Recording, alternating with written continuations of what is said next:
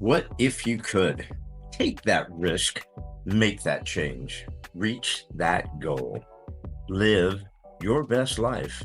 Welcome to another episode of the What If You Could podcast, where we get together with amazing experts and everyday people who share challenges, encourage healing, and explore the possibilities that life has to offer.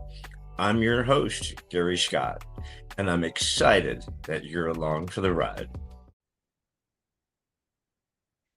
Hey, everybody. Welcome to another episode of What If You Could. And today's guest is the lovely and amazing Stephenie Zinn. Hi, Steph. Hello. How Hello. are you? Stephenie and I go back. She looks like she's 25, but she's actually like 97 years old because we go back forever, right? I mean, we go 98 back 100 years. So, before the turn of the century, as the kids say. yeah, it literally was before the turn of the century. That's a trip to say, right? Right? I like to use that anytime I can. It's like, wait a minute, horse and Puts buggy me right and in my place. all that weird. Imagine the stuff we didn't even have. But Right? so Stephenie was kind enough to come on and share her story, her adventures, what she's doing and where she's going. And I know she will help people because that's what she does. That's where her soul is. So, but real quick, like I always do, I'm going to read Steph's bio. So, Stephenie Zinn. Stephenie's a proud Coachella Valley native with roots spanning from Palm Springs to Indio. Stephenie Zinn is a local real estate broker and third-generation Coachella Valley resident. With over 24 years of experience in the real estate profession, she is a trusted resource for both clients and fellow agents alike. Stephenie has guided countless buyers and sellers through the intricacies of the home buying and selling journey. She's also helped numerous realtors to build their real estate careers and business. As a broker of Better Homes and Gardens, desert Better Homes and Gardens real estate desert lifestyle properties. That's a mouthful. It's a mouthful. Stephenie's commitment to her clients and agents is unwavering. Her diverse background encompasses real estate sales, management, administration, contract compliance, escrow, accounting, and information technology. Having transitioned into sales in 2006, Stephenie swiftly assumed leadership roles, mentoring and guiding new realtors to achieve success. Stephenie's commitment to her community extends beyond her professional accomplishments. She actively serves as president-elect on the board of directors at the California Desert Association of Realtors and co-chairs the Strategic Planning and Finance Committee. Additionally, she contributes her expertise as a director for the California Association of Realtors, holding the position of vice chairman for the Professional Development and Education Committees. When asked about her extensive involvement in real estate community, Stephenie shares that she is deeply passionate about real estate, which she is, our desert, obviously, and the privilege of making a difference in people's lives every day, which is awesome. So thank you for coming on. Sorry I jumbled that. The That's okay. It's a radiation and mouthful. surgery. I have this stupid lisp. I can't even talk. I can't even read. It's just the most It's all frustrating thing good. in the world. So thanks for coming on. Like I said, and like people who've watched this know, I don't really have a lot of questions. The focus is on you. So, but I guess to open a question I have is, what did you do before real estate? I was 12, so when I started, no, I'm kidding. You I didn't, probably I had a know newspaper route because you were like 12. I actually was 18 when I started in real estate. As you know, I started working as a receptionist in a real estate office back in 1998 for Remax of the Desert, way back when. And so before that, I had a very, very brief stint at Stewart Title for just a few months. And then before that, I worked as a juice bar girl at Palm Valley Country Club. Right on. So I yeah, love Palm Valley I worked Country. in this, I yeah, I worked in the spa and at the front desk. helping to check people in. And to be honest, at the time, I remember I was really frustrated. I said, you either need to pay me more, or give me less hours. And they couldn't understand that. I was like, no, I don't need to make more money. You need to make it more worth my time to be here. And at that, and I had to move on. I knew I was looking for more than what I was getting working at, as a juice bar girl. And so I was fortunate enough to find, to just have a friendship with somebody who had a connection to the general manager at a real estate office, and was able to get me the interview. And I like to say I took it from there. I don't think anybody I can't say anybody's ever gotten me a job, but all I needed is just to be able to get the in and have an interview. And yeah, that's where it all started, way back before Was that Don Davis? 2000. It was Don Davis. Oh, God I was rest his gonna soul. say the name. I know, right? God rest his Yep. soul. We all love Don Davis. But that's a story for a whole nother time. I'd He have to was a start drinking again to staple. tell those Yeah, stories. we'll have to do a podcast about him one day. Well, real estate's a real entrepreneurial business, right? Most of Sure. us are either broke or rich, then broke, then rich. I mean, there's Right. a nice arc to real estate. So, I mean, were your Yeah, and parents I didn't know. entrepreneurial or? That's the interesting thing. Like, no, I come from a family of teachers with union worker mentality, that like you go to work and every year you get your raise because you showed up. And so my parents, I have to tell you, they wanted to talk to my broker, Lorenzo. My dad said, I would like to find out why he's not paying for your car. And I was like, first of all, if you taught me better than that, if you ever call my boss, I'll kill you. Secondly, this is not how this job works. It's very different. It's very different to be your own boss and to be an independent contractor. So no, I did not come from that background. My mom and dad were both teachers. They each had a sister who was a teacher, and one of them had a husband who was a teacher. And so I come from this very different background than they. And again, like, I feel like even up until right before my dad passed, we would have conversations about him buying a home. And he was so funny. He was like, stop trying to sell me a house. I'm like, Dad, I'm not trying to sell you a house. It's not like shoes. Like, this is for your future. It's for the investment, and it's while you still have income before you retire. So Right? no, Yeah, there's I come that from whole a income thing is foreign yeah, to you gotta realtors, have right? that. So no, I come from a very different group, or a very different background than what I ended up moving into. And I feel like that's why, I worked in administration for a very long time, but I also joined real estate teams because I wasn't raised in a real estate family. So I joined a real estate family by working with a couple different brokers in order to get some of that background, because boy, I really didn't understand what it meant to be in a service-based industry. And I didn't understand what it meant to, just yesterday I was on the phone. I care for my mother, which is what I always like to say is like my fifth job. Um, but I care for my mom at home. And I just was on the phone yesterday with one of her doctors who I asked for some help, and she gave me some advice, and she gave me a referral to someone. And it was a referral to somebody to do physical therapy. And so I called the number, and because my mom's mobility has been lessening, so we wanted to get her into some physical therapy. So I called the number, and the girl starts scheduling the appointments with me. And next thing I know, I'm like 3 weeks in, and we have 8 appointments. And I'm going into a cold sweat because all I can think about is I'm never going to make this happen. There's no way. There's no way in the world I can make this happen. So I stopped the phone call and said, you know what? I don't think I can do this. Like, are there other options? And so now I have to go back to her primary doctor and get a referral to in-home health aid to be able to have somebody come in and do in-home health for her. And I was on the phone with the doctor yesterday, and she was like, oh yeah, that makes sense. And I said, I, I feel like some of the solutions sometimes that we're getting are not very well thought through. And I have to create solutions in the business that I do that will get me to close. Otherwise, I don't get paid, right? And I said to her, I said, sometimes I feel like if I were to work the way that I get worked through, that I get help through the medical system, I would never end up with a paycheck. I would never end up feeding my family.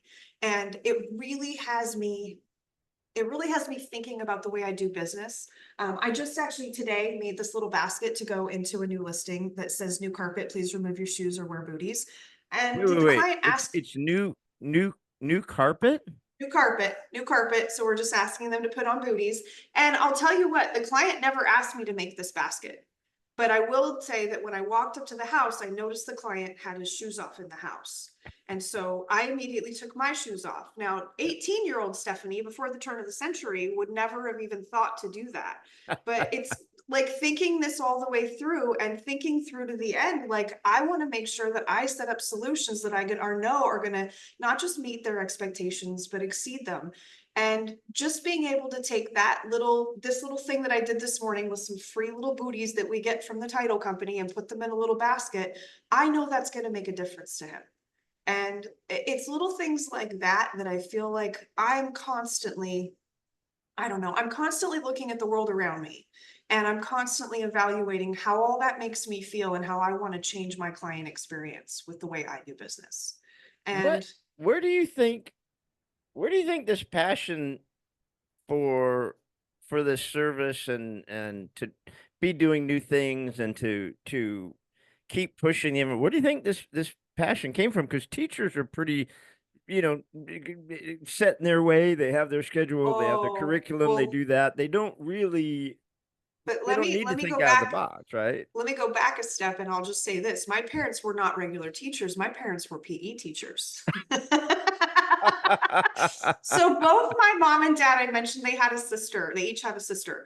One of my aunts is a math teacher. One of my aunts is an English teacher. And both of my parents said, we were the smart ones. We get paid the same amount as you do, and we go out and play all day long. So I always actually say that I am a total rule follower, and I'm not just a rule follower, I'm a rule maker. And I think that's because my mom was so carefree.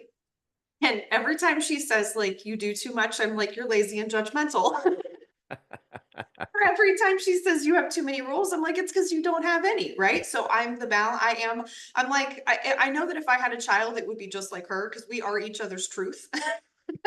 And we are each other's peace. Which is also interesting because I said I would never, ever, ever bring my mom into my home to care for her. And here we are.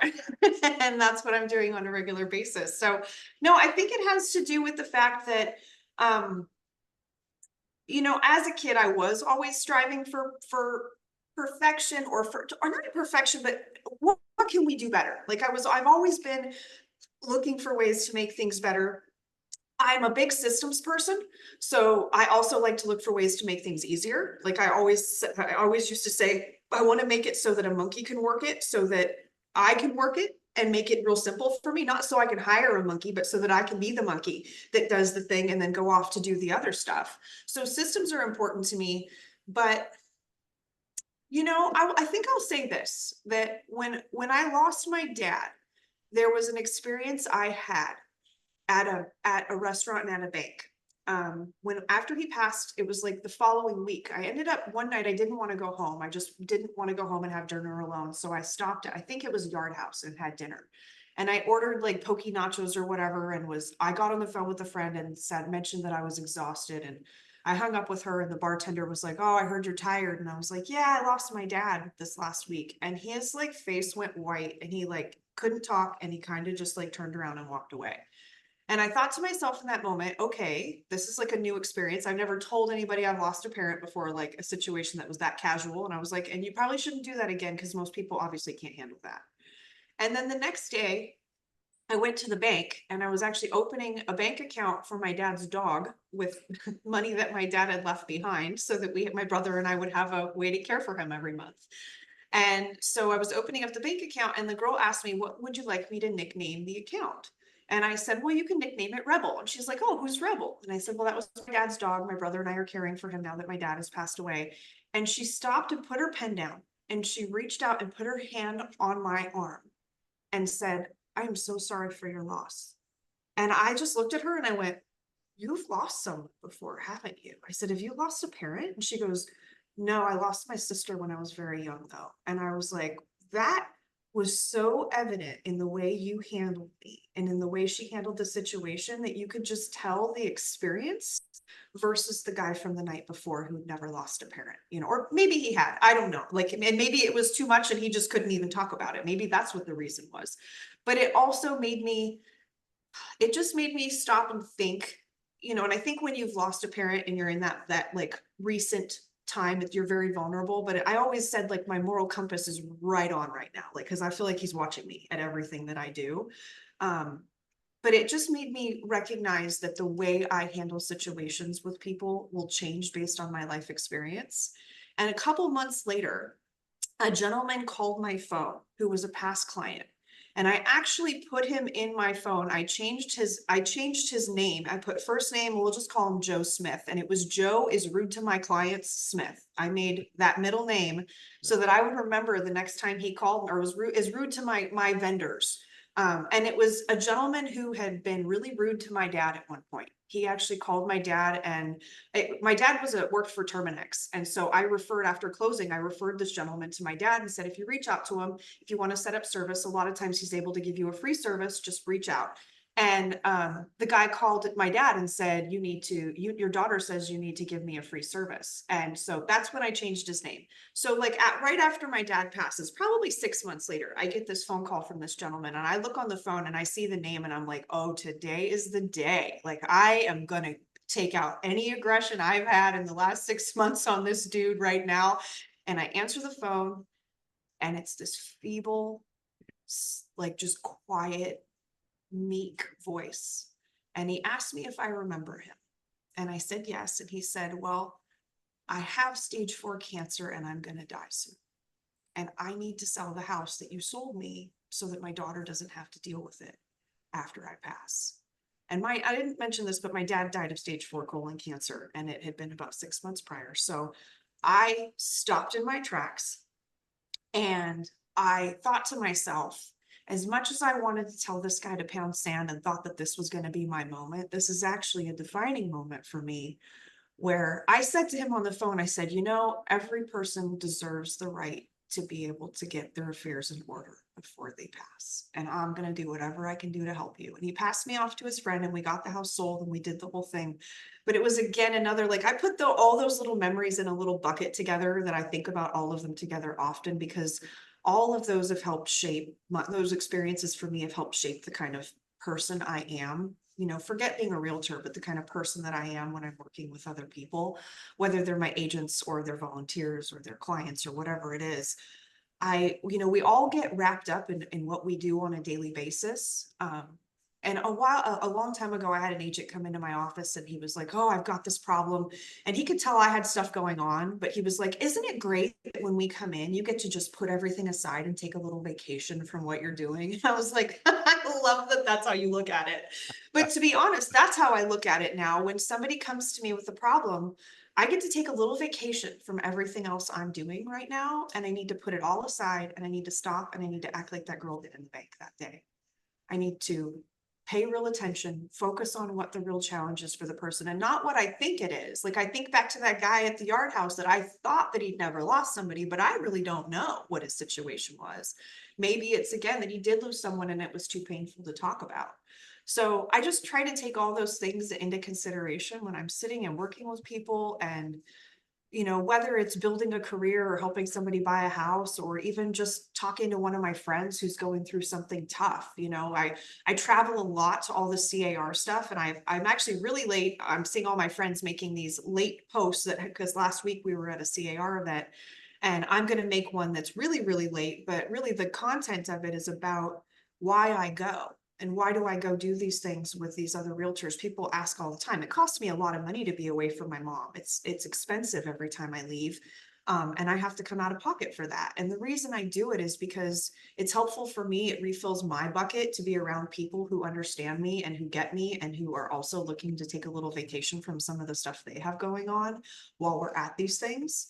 And it helps to get that perspective. Like those joining in with those people and having those groups, it's nice because they're not local, so they're not my competition per se. And we do get to share with each other openly, and we get to help each other through some of the tough stuff and bring different perspectives that you and I might not have, and so I don't know, I've just found that to be very helpful and very interesting.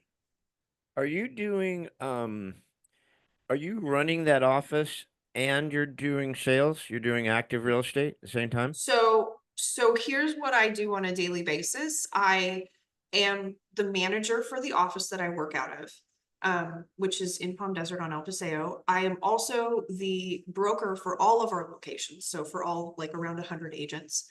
I do actively sell real estate, but I am committed to a very small farm area, and my farm area is the neighborhood I live in, and I've lived there for 30 years. So it's I just had a client who just signed a listing with me ask, why shouldn't I use someone else? Like, why shouldn't I use somebody who does more transactions than you per year? And I'm like, well, first of all, I'm responsible for like 50 to 75 a month, and I review all the contracts, and they bring me in when there's hard stuff. So they don't keep me for the easy things.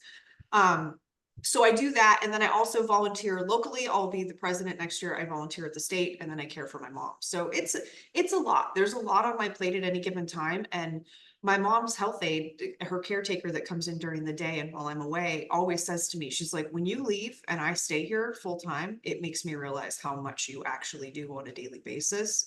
And it's a lot. Like, I find myself overwhelmed often. I find myself like, overwhelmed, frustrated, screaming at the mirrors, screaming at my mom, or like whatever the thing is. Like, we get into it. We have our little battles. People always, like, I always hear that they'll say, like, people with dementia sometimes get agitated. And I'm like, she's not the one you have to worry about getting agitated. It's me.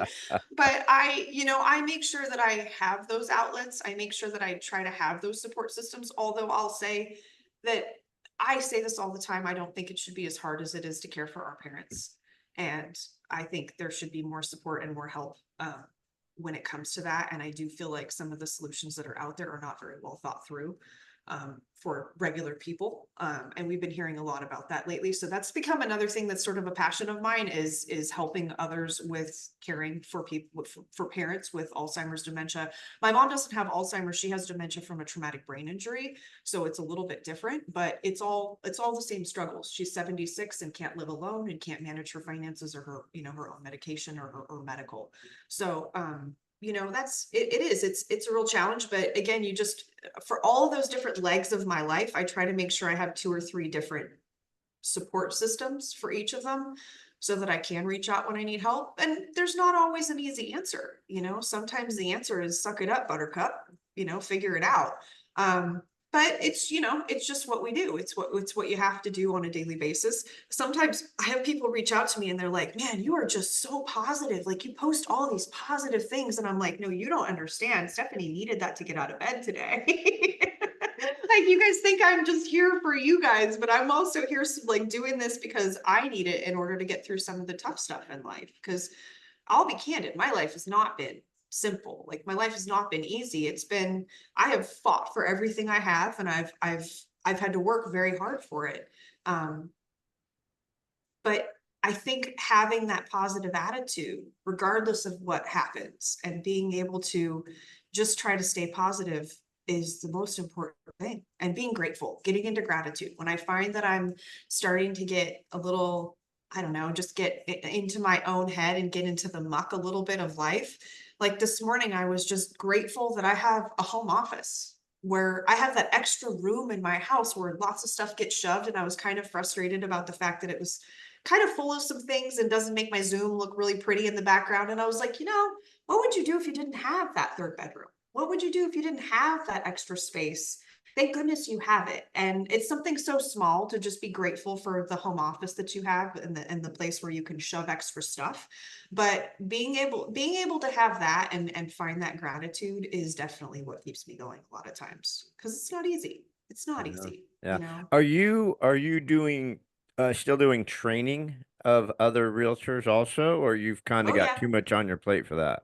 No, no, no. Well, with my agents, with the agents that work at my brokerage, I used to have a coaching program. I've written a coaching program. I had a partner in it. I was the systems person and he was the scripts person. And so I actually still have all those materials and use those with my agents all the time. I do. Right now, we're heavy into vision boarding, and we're getting into vision boarding is October, business planning is in November, and then ideal weekly schedules are in December, so that we can have schedules that match the goals, that match the things that we want in our lives. So it's a little bit of a process for me. I'll be candid, with as difficult as the market has been for the last little bit, I actually had to ask people. I was like, do you guys, like, I feel like maybe vision boards are a little like, I don't know, like not, I feel like people were looking for things with more substance than that. And what I found was that they were like, no, we actually want that part. We really need that part so that we can get to the substance. And I was feeling like maybe things were just because the market's been rough for a little while, that maybe we needed to do other things and dig in and not do something that seemed so, I don't know, kind of airy fairy. But they were like, no, we need to know if we don't know what we're spending our money on, it's going to make it a lot easier to not go out and make it. Right. Yeah. So we've really been digging into that. And I think that's also the nice thing with working, you know, I've worked with a brokerage that was, you know, 300 agents or 200 agents before, and working with a brokerage that's a little smaller where I'm able to give that higher level service. Like and again, I could work at an office that has 500 agents, but it's really been nice to be able to work at an office where when an agent says, hey, I really want to build my business this next year and they're committed to it, I can really take the time to spend with them, as opposed to, you know, some of the other situations I've been in where it's a lot more hand holding and a lot more like, you know, nose wiping and stuff like that. I don't have to do as much of that with my agents, and it also allows me to bring on some newer people and invest in some people that might need a little bit more time and energy. So So yeah, you're I do it all. out of the hats of all the hats that you wear, you're also a recruiter. I am. Yeah, we do also, I mean, that's part of the management. That's part of my manager broker duties though. Yeah, no, I kind of do it all. I mean, you have to at some point, and it's part of working at a smaller brokerage. But I have to say, we're coming from Remax, coming from a place where I worked in reception. I was the front desk manager. I worked in accounting. I became the accounting manager. Once we got some IT, I became the IT manager. I worked in escrow for like just half a second because I was like, that's crazy. I'm not doing that. You know, and so it gave me a really good foundation that I remember one of the girls at Remax used to say, she was like, man, if you ever have kids, like they're never going to be able to get away with anything. And I was like, it's that probably not. I was like, I will be a parent for the first time if that happens. I've done this for so long now that I know the questions that are going to come up. I know what's going to be asked, and I know what we need to anticipate coming from the owners when we bring these kind of things. So, and just the other day, actually, we talked about opening a new location, and I literally went into my Remax folder from 2005 and pulled out my office opening checklist. Because remember, we used to open all the new locations every time. So I was able to go pull my old checklist to show myself what I needed to do. And of course, we ran it through AI and it made it even better for us. But yeah, I fall back on that foundational stuff I got 20 years ago every single day. I still have all of those folders from every company I've ever worked at, where the things that I've worked on, I have access to, not proprietary stuff, but anything that I created, I'm able to go in and pull from those resources. And it helps me a whole lot. But yeah, I do a little bit of all of it. But that's kind of the thing, is like, there's no balance, right? Like we've seen the story of like the ballerina, and where she's balancing, but she's really not. It's like all these little muscles twitching and moving to keep everything looking like it's still. That's what's happening in the background. There's all kinds of plates that just have to be kept spinning at all times. And you just got to kind of touch all of them every now and again and just make sure nothing falls. And then we have a great support system, a great team that we all work together. So when I need to be away, or when I'm not able to help somebody with something, you know, I just was away for a week and was able to give a list of 3 different names, including one of our past brokers who was able to step in and help people if they had anything that needed help. Yeah. So I You feel know, pretty blessed. you touched on it a little bit, but I don't think people appreciate um your involvement with the the back of real estate, the most, a lot of the part of real estate that agents don't touch. And I'm a little bit involved with some of the committees I do, and Yeah, we things pulled like you in that a touch. that you're gonna drag me into, which I can't Yeah. even imagine being one of your worker bees. So just be gentle. I'm old. Yeah, you're Um, fine. but the truth of the matter is, I mean, this has bogged me for a long, long time, and I've talked to other people about it. It's just that realtors don't support their own industry. Realtors don't support Oh, other realtors. And it's always just drove me right. nuts how realtors think that we're competing against each other. And in Mhm. one sense, we are competing against each other to get that listing or that buyer, or whatever. But in reality, and in all honesty, we need each other. I mean, especially now, we need to support each other. You have always been a huge proponent of, our local board plus the national board plus the California board. I mean, with all you have on your plate, which is a lot, right? And a lot of people don't have half of that and don't do shit, right? I mean, that's a big deal. And I don't think people appreciate enough of what you do for the Desert Association, what you do for the California Association. I mean, touch on that. What drove you to get involved with all that? That's a lot. Well, it is some of what I said earlier, is coming from that background where my parents were, were essentially union workers as teachers. Like it's a different kind of environment. One of the things that we do at the local, the state and the national association that we really don't do a great job of telling the story about is being proponents for saving our ability to remain independent contractors. I mean, just think about it. If all of a sudden one day the Department of Justice said, no, you guys all have to be employees. Imagine That's how that's many, coming down the road if we don't make some changes imagine, quick. and that's exactly why we have to go do what we have to go do. Yeah. Imagine how many brokers would not keep how like half of their agents. They wouldn't keep 25% of their agents on staff if they had to be employees. There's just no way. So, being able to be an independent contractor, and when my dad would ask me why my company didn't pay for my car, I would say that's because I write it off on it's a deduction on my taxes. I get to deduct a lot of things, and I get to do a lot of things as a business owner that gives me flexibility that I don't have as an employee.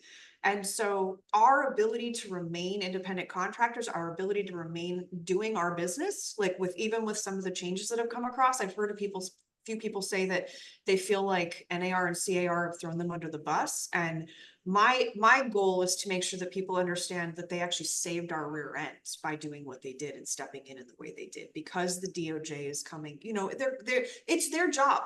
Every 15 years, they're in our business. It's their job to be in our business, and that's all okay. But we also have to be at the table and have a voice for ourselves. And I think part of that too is having to be an advocate for my mother as she's going through her healthcare changes. I am an advocate, and it's made me, when I see things that aren't right. I mean, I don't know. I'm also a Libra, so I've always been the type that things have got to balance out, right? But So but happy belated birthday, because you must have just had a birthday. it was at the end of September, so I'm probably yes, yeah. I'm sure I saw it on Facebook and just Yeah, forgot it. I'm I at don't the know. very end of it. I think you actually said happy birthday to me Okay. that day, but I'll let you off the hook. No. Yeah. But no, I think, I know how important it is to me to be able to remain an independent contractor. I know how important it is to me to be able to continue to do this job, probably past when I'm 65. And that I have the ability and the flexibility to continue doing the job beyond that as a single person who does not have a trust fund. Those things are all important to me. And so, yeah, I find myself, it's important for us to go do what we do, but it's also important for us to bring new people in, which is why we've developed the leadership group, which is kind of how we got you involved a little bit, because we need to get more people who understand the importance of why we go and do these things. A lot of people think that these 3 weeks out of the year that we go travel for CAR are just little vacations. And to be candid, I have seen people treat them as vacations, not necessarily at our association, but at other areas. You see, it's just the 3 little vacations they go on a year, which to me is kind of sad. Like, I want to go to St. Bart's or some other fun places, not necessarily Sacramento. It's a great place to go, but that's not where I want a vacation. And so, so, making sure that we're bringing in new people to be able to follow in the footsteps and continue to gain leadership through our affiliations at CAR, to me, are very important, and NAR as well. I'm not as involved in NAR. The travel for that is generally back to back with CAR. I can't get away with being gone for 2 weeks 3 times a year. So I'm able to get away with 1 week 3 times a year. And this year will be a little different because I am doing some additional traveling for becoming president, and next year I'll have a little additional travel as president. But for the most part, that getting involved with organized real estate and having somebody tap me on the shoulder and say, hey, you should come join this committee at the state level, has only done one thing for me.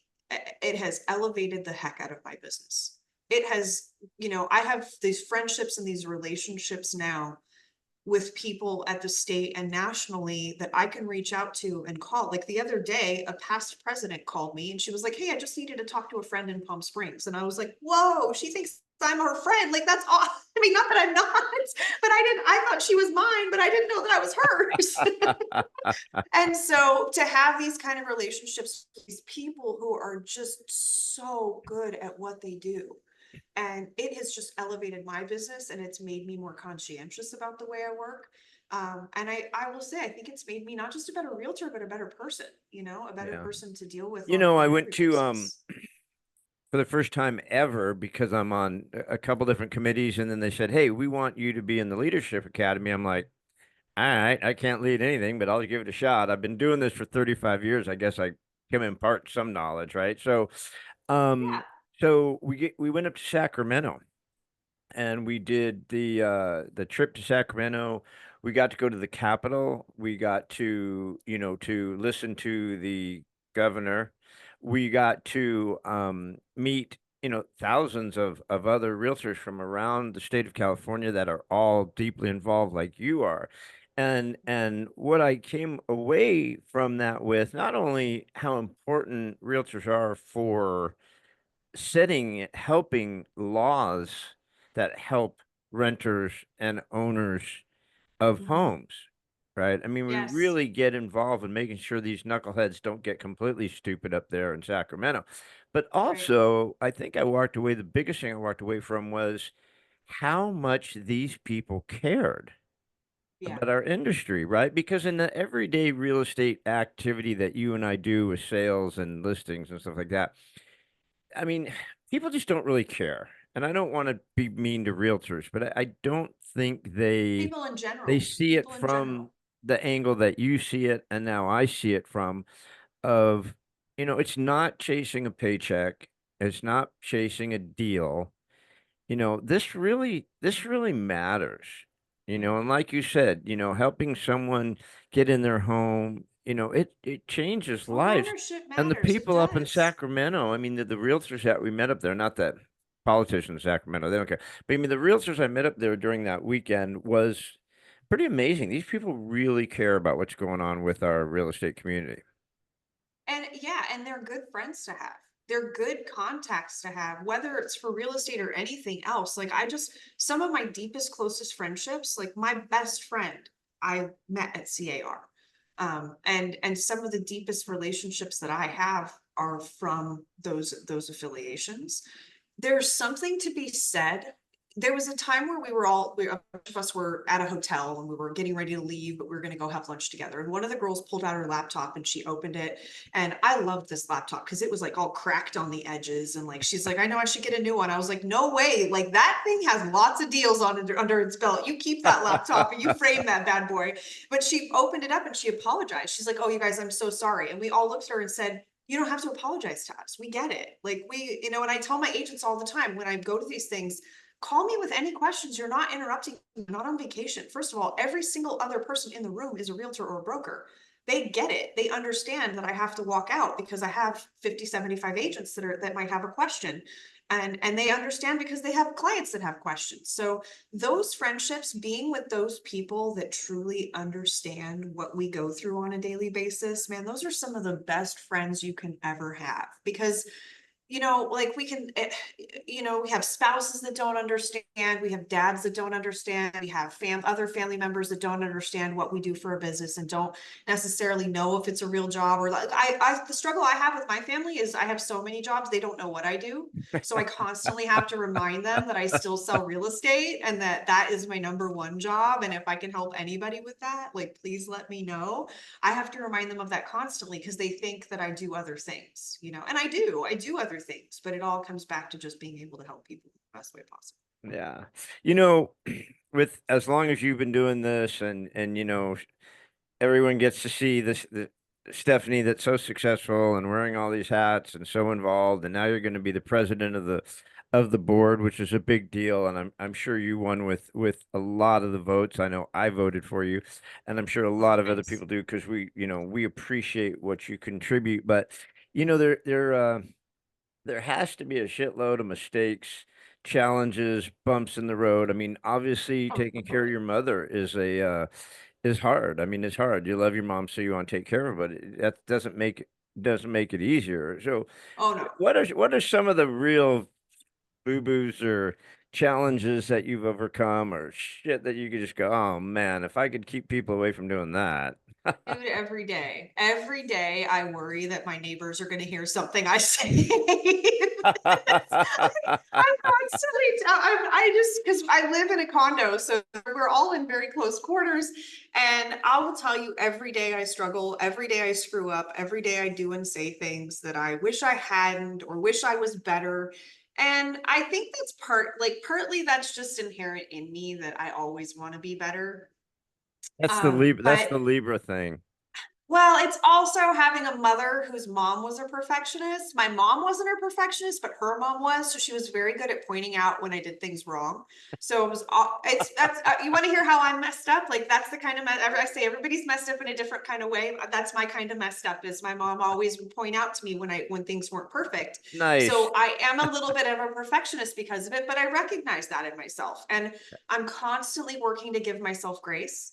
I'm constantly, as much as I beat myself up, about whether I do things properly or not, or whether I've given my mom good enough care, or the fact that I took my dog to the groomer yesterday and they had to charge me $15 for matting. And I felt like a terrible mother because my poor puppy had some matting in his fur. And all those on a daily basis, there's 50,000 reasons we can beat ourselves up, right?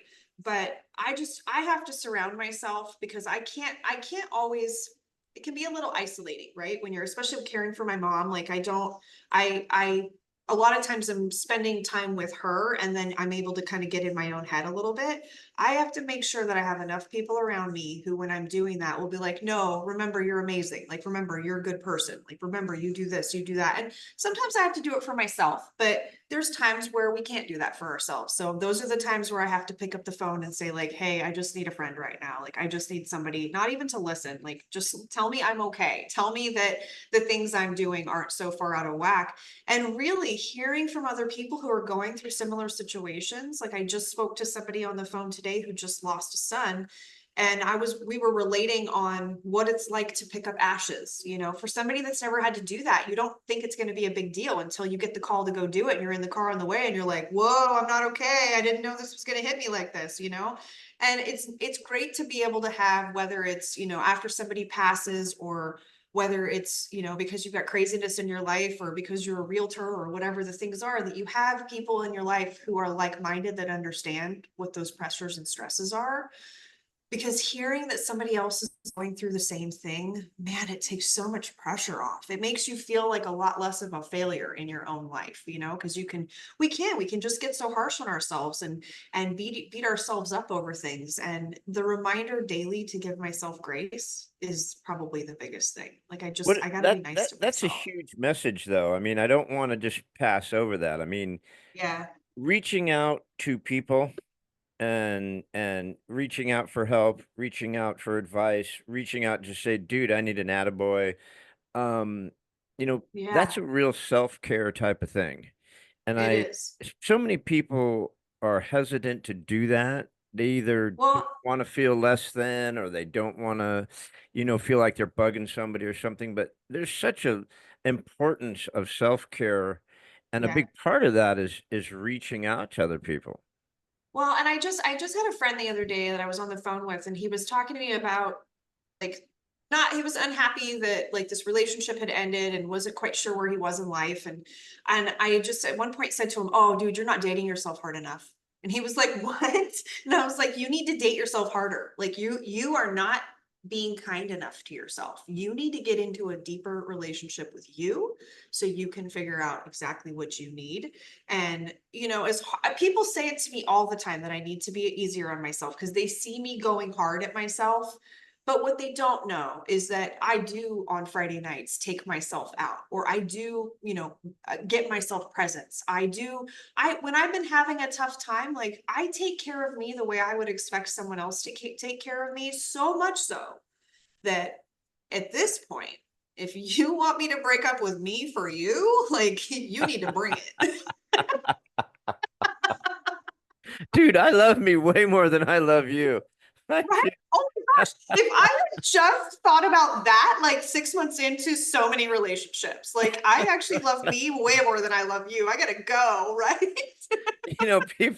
People think I'm kidding, but they go, you spend a lot of time alone because I do. I do spend a lot of time alone, and I love to be. I golf alone, I hike alone, I work out alone. Yeah, I love to do stuff alone. And I say, don't you get? I go, no, I love myself. I crack yeah, myself up. I have the best yeah, conversations with myself. I have no problem. I go out to dinner by myself. I mean, I have no problem yeah. being by myself because as screwed up as I am, I like myself. I mean, and I do think I talk to you have to myself a be little good, too freely. right? You have to be good to yourself. You have to treat yourself. Yes. Um, just just because you brought him up, I would have never brought him up. Um, but just because you brought him up, um, what what did you learn from Lorenzo? What did you take from Oh, the Lorenzo years? I love Lorenzo. I just sent Lorenzo a text message a little while ago when I got the election results from the election when I won as president. I sent a text message to Lorenzo and probably three other people who were mentors along the way in my career. And I just thanked him. I thanked him for the time he spent on me early on when I was cutting my teeth in my leadership journey. Lorenzo, we always joked that like we had more of a father-daughter relationship because I was so young when I started working there. Um, like to the point where he told me if I wanted to get any further that I had to go to finish college. I still haven't finished college, but like that, he was that type with me. Like we actually had a meeting about our 401k and like the age was 21 and I raised my hand and I was like, can I get lunch? Like I'm not even qualified for this yet. He's like, we will lower the age. You stay and you sit down, right? So from Lorenzo, man, that guy taught me so much. He so many life lessons. He taught me to be professional even when I fought him on it all the way. Like he taught me there's those Lorenzoisms that he taught me that he doesn't. Oh, I don't want you to labor under the misconception. That was one of his isms, but he taught me that perception is reality. That was one of his Lorenzo isms. Perception is reality. And everyone has their own perception and it is their reality. And if we don't take it seriously, they're going to take it seriously. You know what I mean? If we don't do that for them, then they will take it seriously and they will leave.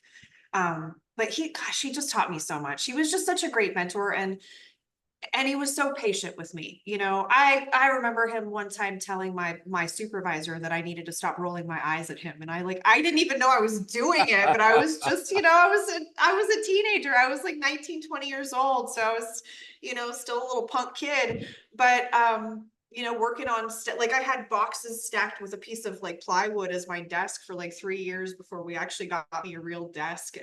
But I just learned so much from him. He allowed me so much flexibility to go into the different departments that I worked in and to give me such a foundation that now when I go in for an interview someplace or somebody wants to talk to me about working, I have such a solid background. I thank him so much for that. I hope he sees this someday. I don't, But I do. I know he's in the vineyards in Italy making wine now, so he's, probably not, but he's deep in, he's deep in the vineyard. but I he haven't even was he talked to him was in 10 years. I don't even know. he was well, and I did actually a little while after I sent that message. It wasn't right away because I'm sure he doesn't check his Facebook Messenger all the time now, but I got a response from him Did and he it just said, reply? yeah, he did. He replied and he said that I can't remember what the exact words were, but it was along the lines of like, I always saw in you a greatness, whether you saw it or not. Like you striving for the things you strive for was the reason that I always knew you would be successful and is the reason you are successful, not because of me. And I was like, stop it. You He definitely like pushed me along the way. It's a love-hate relationship that a lot of people had with him. Because he was abrasive and he was He honest. was. He was He was, very that's it. blunt. He was That's what we very respected honest. about him. And people do not accept honesty. No. They can't handle honesty, especially when you're just that truthful in your honesty. There's Yeah. different levels of honesty. I know that sounds stupid, but there is. No, it's true. And he was very blunt and honest with his honesty. And people couldn't handle that. Um Well, and he And had high expectations. He had high huge. Oh, expectations. man, because he was always the smartest guy in the room. And the thing is, people wouldn't give him credit for that because he was bombastic and we drank a lot and he No, was do you over the remember top. when the city wouldn't let him put signs? They wouldn't let him put Remax signs in the building on Elpis or on 111.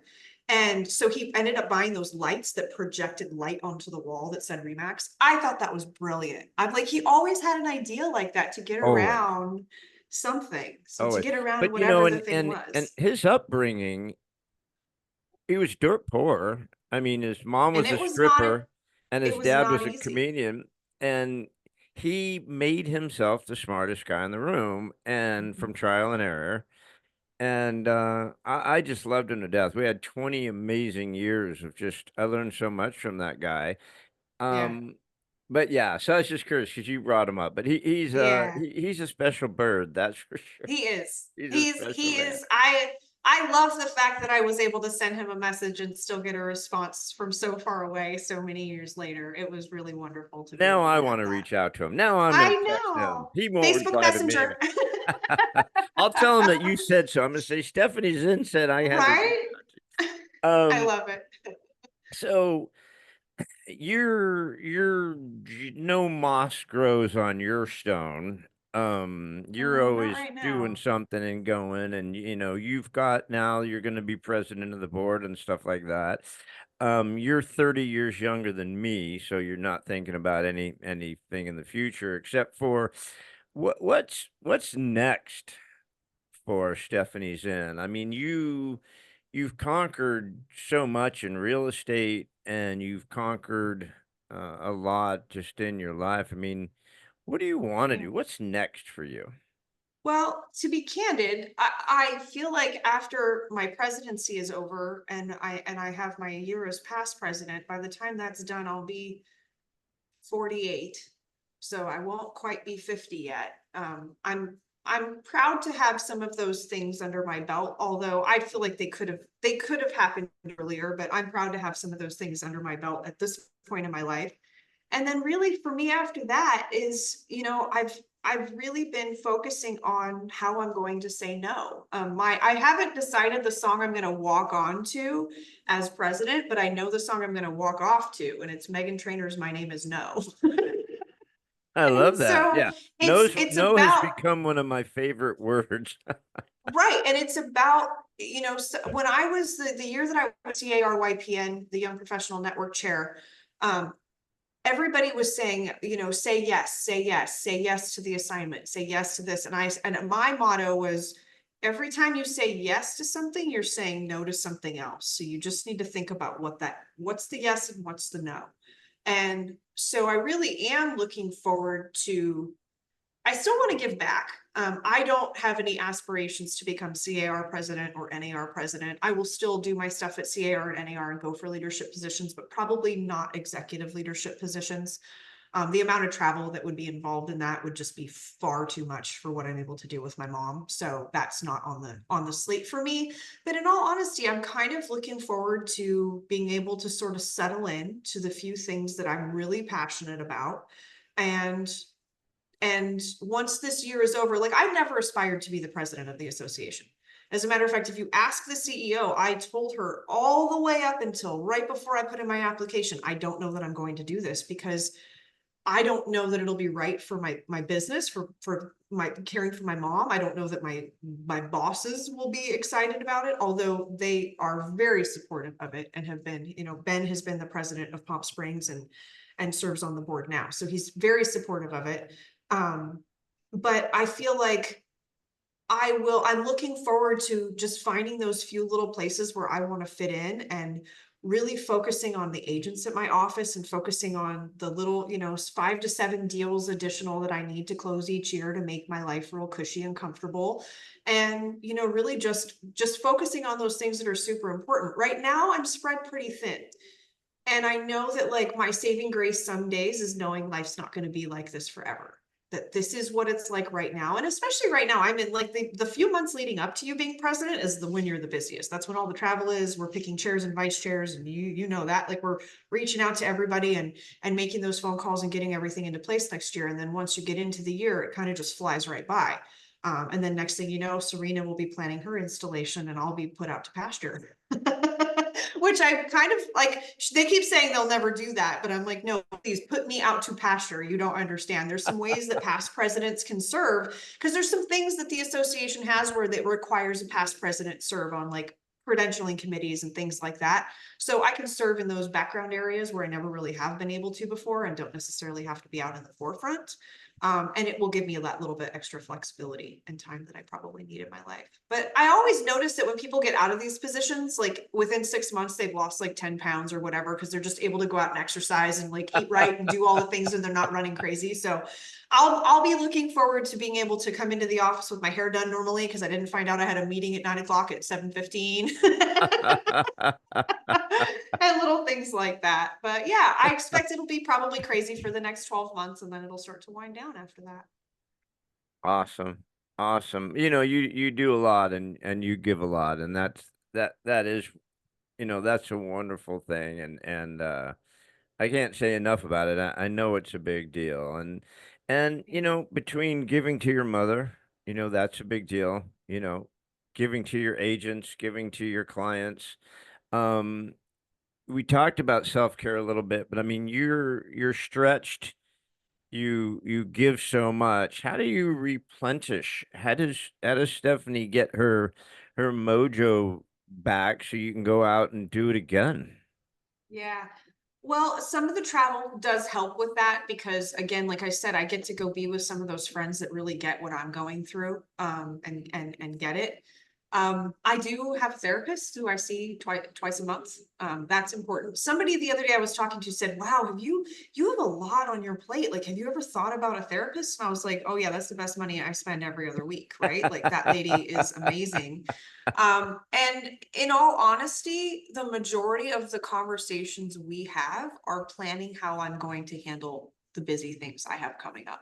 And she has me go through my calendar with her, and we talk about what's coming up and how are you going to handle that? Like, when you go out of town, what's going to happen? What are you putting into place? She sort of almost acts like an extra little checklist for me, so that I don't feel like it's all falling on my shoulders, so that there's somebody else who's looking at it. Yeah, and then I have recently reached out to my brother, who doesn't live in the state, so he's not around very much, but I've asked him to start coming out to even just take mom for an afternoon. Like, come stay for a couple days and just take her out of my house for an afternoon so I can have a quiet moment in my home alone. I did do some remodeling to my house too last year before I moved her back in with me, which is kind of soundproofed the upstairs. So it goes such a long way, because man, it used to drive me nuts having to hear her TV from my like office upstairs. And now that I don't hear that, it makes it a whole lot better. But just making sure that I have that quiet time every day.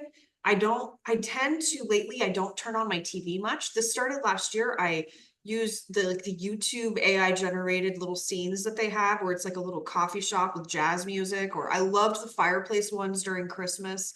And even the ocean, ocean ambiance, beach ambiance kind of stuff. I love putting those on, and like while I'm doing whatever else I'm doing, just so there's not, I used to have TV on in the background, but lately I've noticed that extra sound, the extra voices, like I can't have the extra voices because mine are going in my There's head, already but there's already too many voices going on in your head. it's kind of true. Like, I'm running through all the things I have to do on a regular basis. So what I've found, having that silence around me really goes a long way. To the point where I'm not even reading. I have like 6 audiobooks saved up that I'm not listening to. I'm not really listening to music too much in the car right now. A lot of just being quiet, so that I just have the space to decompress. And I've been using that word a lot. I need to decompress, because I do feel like you get compacted with all that weight on you, and you just need a moment to breathe. It's hard because right now I'm not able to just pick up and leave for the weekend. Or if I want, even if I want my brother to come out and take mom, like, or is he staying here with me? Because it's not like, if he comes to me, it's not like mom goes away. And mom doesn't have the ability really to travel to him it's like she doesn't do well with cold. So where he lives is too cold for her. So yeah, I have to try to find those little ways to get breaks. And to be honest, right now, it's not like it days at a time. It's like minutes at a time that I have to find ways to give back to myself. But I do a lot for me. And it's hard to explain, but I do a lot for myself. I just make sure I have everything I need. I have a housekeeper that comes once a week. I have my mom's health aide prepares all of the meals and food for us. And so I don't have to worry about cooking when I come home. Those are real graces that I wouldn't have if I didn't have my mother and the care that goes along with it. You know what I mean? That be having somebody there to prepare all of the meals for us and have everything ready so that when she actually called in sick this morning, she couldn't come to the house. And so I just went into the fridge, pulled out a bowl of fruit that she prepared because she makes little bowls of fruit for mom, pulled out sandwiches and snacks and stuff for the day, and was able to sort of leave it in a place where mom could get to it and just to make the day real easy. So little things like that that go a long way right now that you kind of have to just, it's small stuff. It's never the big stuff though, right? It's always the little things. Well, the quiet is is huge. I'm a Mhm. very I'm a big believer in quiet. You know, uh I like music. I listen to music. And I listen to podcasts, and I almost never watch TV. We're deep in this Outlander series, so I mean that's kind of our like thing right now. But Yeah. otherwise TV's not on. I can't even remember last time I watched the news. Yeah. You know, and I'm up at the cabin, especially when I'm up there by myself. I mean, there's nothing on, you know, except maybe a fire, or I do like to read, so I've got a book. I tried the audio books so that I could get more books in because since the radiation, my retention Yep. isn't so great, right? So my reading is slower, which it really irritates me because I love to read. I just can't do the audiobooks, right? I mean, if you have the wrong person reading the book, it just Oh ruins, yeah. right? It just ruins everything. Yeah. So, I will say the only reason I like the audiobooks is because I can do other things. Like I while I was painting the house, I listened to The Spare and a couple other books like that. That was yeah. nice to be able to have something going on in the background. But you're right. I there was a couple books that I've listened to that like I didn't know if I could get all the way through them just because of the No, I person don't reading. like the person and my mind is better. I like what I create in my head reading it than hearing it. But so it's so great Hmm, that you do the quiet time, and you've been so generous with your time. I only have just two more quick things. sure. Um, and I wasn't going to ask you because again, I don't like to focus on real estate, being a real estate for 35 years and a broker and you know all that stuff. Um, there's different real estate websites people can turn to and podcasts and stuff. So I try not to focus on that. But since I have you, and you are pretty tied into it, um, all the things that are going on. I mean, what do you see for the future of real estate and realtors? What would be your nickel tour of what you think is going to happen coming up?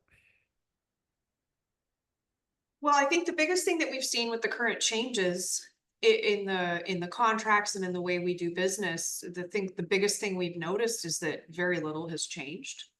That while agents were very concerned about before the contract changes came forward and all of the things that happened on August 17th, call that D-Day, before that happened, everybody was so concerned about how am I going to get paid, what's going to happen, what are we going to do, and then it came, and next thing I knew, I was hearing, oh, well, my buyer decided they didn't want to have the seller pay for compensation because they wanted to lower the price of the house, or they just wanted to sweeten the deal, or whatever. And because they were so focused before on their compensation, they forgot to realize that like this was new leverage that the buyers have, and that they might actually like this and use it. And we do have a large chunk of transactions in the desert that are cash where it's not a really big deal. You will see the places where it's going to really affect people will be in the high desert where you have a lot more, VA and FHA loans. Fortunately, all of the regulations we needed for them to be able, for the buyers to be able to have someone else pay their compensation have been put into place. So the lending guidelines are there, which means that the VA and FHA didn't have to stop helping people, which we knew they weren't. We just didn't know how long it was going to take. And the fact that it happened before August 17th, I think we should all like applaud that because that was a big deal. None of us necessarily knew whether it was going to come in time or not. So as far as that part of it goes, I don't see a lot of big changes. There might be when we switch to a buyer's market, but we haven't seen one of those in a really long time. And that's just because of the inventory that we have. Because of the lack of inventory and because of how hard it is to build affordable housing, which is one of the things we fight for when we go to Sacramento, um, prices will continue to go up. People that are waiting for prices to drop, that's just not, we don't see that in the future. There is no glut of inventory. There's still a shortage in housing. We're still seeing prices, even in the most depressed areas, we're still seeing increase in value at 3% per year, which, as you know, is historically the average that we normally see. And we're still seeing numbers increase higher than that in a lot of areas too. So I don't think that there will be too many changes there. I've heard from lenders recently that that our interest rates are pretty much going to be sticking where they're at for a little while. And, you know, with the last rate drop, people thought they were going to go down. We actually saw them go up a touch, more than just a touch, and go up a little bit. But what people didn't realize is that the interest rates we had before the drop, that drop had baked in for the last 3 to 5 months, because lenders were already giving the rate based on what the future was going to look like. Because if they didn't, and they didn't buy that down themselves, there would be no business, right? So I think that's where there's some confusion. The other thing that we just have to remember is that once this is all finalized, which is supposed to be coming up very shortly in November, I don't know what the moratorium will be, but I know that the last one was 15 years. And that's why the last one was like in, I don't remember what, was it 06 or 04 or something like that. And so the DOJ every 15 years or so comes back and gets back in business, and that's always going to happen. So this is never going to be over. I feel like if I had to look in my crystal ball, which I don't have, I would say that I feel like the next thing they might come after would be dual agency. That's the thing that I see them coming after, which is again why we just have to have a seat at the table, and why, if it is important to you that you do this business and that you love this business and you love doing this business and want to continue doing it, that I do suggest you get involved at least in some way, shape, or form. So that you understand why we say vote no on 33 or other things like that. That's the big one that's happening right now. And the way the bill is written makes it look like it's good, but really it's bad. It's not, it's going to increase Yeah. rents, Yes even though it means says no, it's no going to means stabilize. yes. Yeah, we I know. know. And so I actually had an agent call me yesterday. She was sitting at her dining room table voting, and she was like, can you please explain 33 to me? She was like, it looks like I want to vote yes on this. And she was like, I literally had to write it down so that I could go to the steps to see like how it's a double negative, why it doesn't actually work the way we think that it will. So I think that's probably, I would say, you know, what comes next is just really making sure that we keep that seat at the table. I think there were a few years where, as realtors, we are the largest lobbying agent, the largest uh, lobbying agency, but also the largest trade organization in the nation.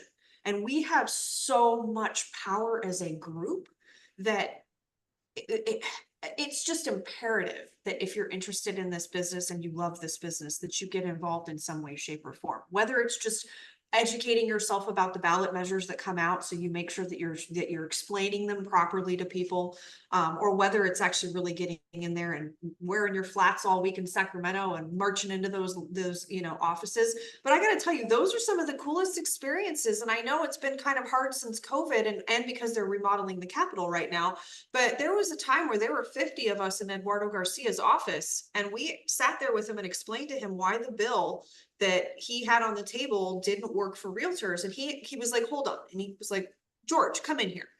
George is like 18 years old, right? Maybe 19, like little tiny itty bitty mustache on his little lip. And he was like, he goes, George, I want you to hear these realtors. They want us to change this bill. You authored the bill, right? And we almost fell over because we're like, oh my gosh, he wrote the bill? Like, he's 12. Are you kidding me? But so he was like, yeah, he goes, this is the change they want. He goes, okay, we can do that. And he literally edited the bill right there in the office while we sat there. All of us almost fell over. And then we got to take pictures at Eduardo Garcia's desk that day. But it's really neat when you get to be there and see how you can actually make an effective change, not for the state of California. That was Eduardo Garcia. That was a change for Indio that we were asking for. And so it's really cool to get to go and be there with those people and build relationships. And then when you come back to the desert and you see them out at events, to have Eduardo know who I am now, or to have Raul Ruiz recognize me, or Glenn Allen from Indio, who I see at every single event that we ever do, like he comes up and knows who I am each time. It makes it really great when you do need to go ask for something for your local constituents, that you're able to have that direct connection to somebody. So I don't know. Did that answer your question? are you gonna get are you gonna get into politics? No, I mean, never say never, but no, I like to say what I like to say. And I don't know that I could be like, I don't know. I'm a little like Lorenzo in that I just say it like it is. But And I isn't don't know if that you could ever sad see me that be we a can't politician. say what we want to say? We should be able to run for politics Yeah. and just say what we want to say and let the chips fall where they may. But no one can do that running for politics, and that's why not no one decent runs for politics except Christopher, except my son Chris got Yes, vote Chris that's Bot, correct. who by the way just got Yes. endorsed. I've heard, or might get endorsed by Oh, really? the board. By the board? I don't Okay. know that for sure. Hopefully, I It'll haven't. come to our next meeting, so that'll be awesome. Yay, awesome. Well, glad to hear that. Yeah. But yeah, it He's going is. to be great on as a city council member. Christopher is going to be he's just going to be good. Trust me on Well, that and one. But that's just it. If you think the other day I was in the office in Palm Springs talking to someone about what's happening in the election, right? And without saying which party I'm affiliated with or anything like that, and I generally try to be Switzerland, but without any of that, one of the people heard us and was like, "Oh, don't talk politics." And I was like, "Whoa, wait a minute. This is like a newly licensed real estate agent." And I was like, "Wait a minute, hold on. If you don't understand that politics are our business, like politics are our business. If you don't understand that, there's a real problem. Like we need to sit down and chat about that." yep, So, and I think that goes for, it goes for a lot of different things, not just our profession. But if you're not looking at what's happening out there and not paying attention to who you're voting for and what the things are that you're voting for, that's something that's also something I'm just passionate about, is just making sure that you're educated when you're out there making choices for yourself and your community. yeah, yeah. Well said, my friend. Well said. Well, you've been amazingly kind and giving with your time. I know you have 500 things on your plate. You're juggling all sorts of stuff. So I'm I'm just here for grateful you. for all the time that you. But this is more fun, right? I mean, this is way more Yeah. fun than all that work Like stuff. I said, it's a little vacation from everything else I had to do today. There you go. That's how I should have had it catered. Um, Yeah. so I always finish with one last question, and I Okay. never give anyone the questions. I don't really even like all these questions kind of came up while we were talking, but I always Sure. just have one for sure question that I ask, and I never give it to anyone ahead of time. And it's really not a question about uh what you do, what you're doing, real estate, the board stuff, politics, your mom or anything. But I always ask people, if you could leave us with a thought that is close to your heart, that means something to you, that you'd like to share with people, what thought would you like to leave with people out there in the world? I think what immediately comes to mind is the quotes when I was a CARYPN chair in 2020. um, we had hashtags for our year. And my hashtag for my year was find your passion. And you've asked me a couple times today about like what is it that has led me to do certain things or caused me to do certain things. And really it's that I've found my passion. And my passion is not necessarily real estate. Like I'm good at real estate. I'm good at solving problems in real estate because I've solved them for so many years now. You know what I mean? Like once you've done it for long enough, you're just good at that part of it. Like I had to go on a listing presentation the other day. The other agent told the person to ask me some questions, and I was like, those are great questions, and let me tell you why. You know what I mean? Like I was like, and as a matter of fact, if I were that person, I would have told her to ask you I would have told you to ask her the exact same questions. But it's like once you've done things for a long time, you get good at it, and that's one thing. But really the thing I'm passionate about is helping people at a high level. Right? Like to be honest, when people used to say to me, like, I'm in real estate because I love to help people, I was like, ugh, whatever. Like, really, but but really for me, what I have found is that like it's not just helping people, but it's being able to help them at a high enough level that I'm not asking them to lower their expectations because they're working with me. That I'm rising to the occasion and I am meeting their expectations. I'm meeting them at their level, not asking them to come down to mine, so that I can give the level of service that's necessary for them to have an amazing experience. Because let's face it, we're not selling shoes, right? Like these are important decisions people are making. And there's a reason why as realtors, we buy refrigerators and sliding glass doors and washers and dryers. It's because somebody buying a home should have an amazing experience. And if at the last minute, the seller took the fridge that they said they were going to leave behind, like, we want you to have an amazing experience. And that's what ends up happening, right? Like, is it our fault? Do we always do it? No. And should we always do it? No. But sometimes we do it because we want you to have that amazing experience. So I think if I had to leave people with one thought, it would just be to go out and find your passion, whatever the thing is that makes you want to get up in the morning and go do something. And again, like, it's not, for me, selling houses isn't my passion. Like, again, like, that's not it. Like, the Kellogg's on the shelf are not the thing that's the passion.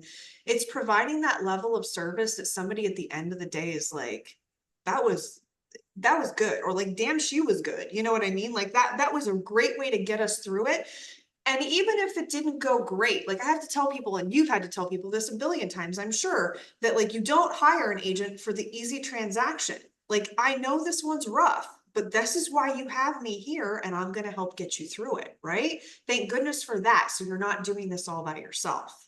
Yeah. And I really think that's it. Like, find what you're passionate about and go out and attack it every day so that you can live that. When things get tough, you have the thing to fall back on, that you still want to get out of bed and go do the thing you have to go do. Right. Great message. Absolutely. And you're obviously not passionate about anything. So No. I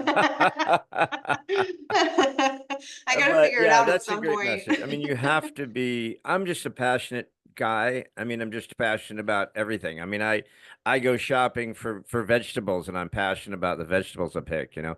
Right. So it's great. Passion to me is fuel for the fire. So, you know, Yeah. you have to have, but so Stephenie Zinn, you've been amazing. Thank you so much. Thank If you. people want to just reach out and say, "Hey, I want to get to know Stephenie better. I want to talk to her. Maybe I even want to get recruited by her, or I just want to pick her brain." How do people, and we'll put this on the podcast, but how do people reach Sure. Stephenie Zinn? So the best way to reach me is always by phone. You can call me or text me. I always say my phone number is on my yard sign, so you can give it to anybody. It's 760-250-2785. The other, it would be my email address, which is Stephenie. And remember, Stephenie's spelled a little strange. People say I spelled your name wrong. And I'm like, no, my mom and dad spelled it wrong. So it's Stephenie with 3 E's, no A. So Right. STEPHENIE What happened to at the A? stepheniezinn.com. These PE teachers, I just because they're PE, they just love the letter E. They No, threw it in I there instead of actually the A. found No. out after my dad passed that I didn't find it out. I realized it after he passed that it was actually my aunt who had the change made. Because my mom always told me that my dad, after she spelled my name for the doctor, it was Stephenie with an E and Michelle with 1 L instead of 2, where she originally spelled it with the A and Michelle spelled normal. And my dad went in and had it changed. So I have an amendment to my birth certificate, which makes getting a passport a real pain in the rear, because they do not like that amendment. It's like a second page. I know, I was like meant to be a realtor. I have an amendment to my birth certificate. But so yeah, my aunt actually had him go in and change it, and I didn't realize it. I don't know how I didn't realize it, but my cousin Jason, her son, is spelled Jasan instead of On. So she was the one with the vowel affinity. I'm sure that's where it came from. But so the email is just Stephenie@stepheniezinn.com. That's the best way to reach me, but the phone is always good too. So anybody can call Awesome. me anytime. Well, we'll post your email. We won't post your phone number because you're too pretty. You're gonna get all sorts of weird shit in your It's on my Facebook page and my yard signs. There you go. It's out there. It's It's all out there. good. Okay. It's already out there. Yeah. So you've been wonderful. Super grateful for your time. This was a lot of fun. Your Thank passion, you. just to use that word, is going to help a lot of people. You're going to inspire people. I mean, you know, you've got so much on your plate, but your attitude is so good. Your service is so good, and you're a giver and you're kind. And I've always loved you for that. And so Thank you. thank you. Thank you for coming Oh, on. love you too, Gare. It All was a right, great time. kiddo. I really appreciated it. Yay. So I will talk to you soon. Thanks, kiddo. Sounds good. All right. See ya. Thanks again for joining us on another episode of What If You Could podcast. Please subscribe, like, share, and give us any feedback. We'd love to hear it. And remember, if you can dream it, you can do it. See you next time.